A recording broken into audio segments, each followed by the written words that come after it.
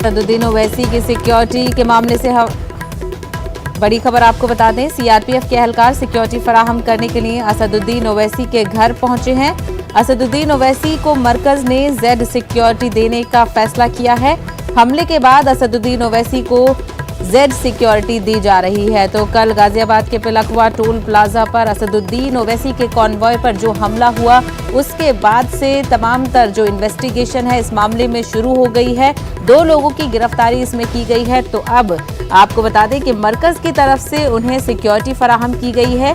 CRPF के एहलकार security फराहम करने के लिए असदुद्दीन ओवैसी के घर पहुंचे हैं। असदुद्दीन ओवैसी को मरकज ने जेड सिक्योरिटी देने का फैसला किया है। हमले के बाद असदुद्दीन ओवैसी को ये सिक्योरिटी दी जा रही है। हालांकि 94 के बाद से असदुद्दीन ओवैसी कभी भी सिक्योरिटी का इस्तेमाल नहीं करते हैं। उनका ये कहना है कि उन्हें पसंद नहीं है कि वो अपने साथ सिक्योरिटी एहलकारों को लेकर चलें। लेकिन कल जिस तरीके से असदुद्दीन ओवैसी के कॉन्वॉय पर हमला हुआ, उसके बाद से तमाम तर मुतालबे किए जा रहे थे सिक्योरिटी के, और अब उनको मरकज की तरफ से जेड सिक्योरिटी फराहम की गई है।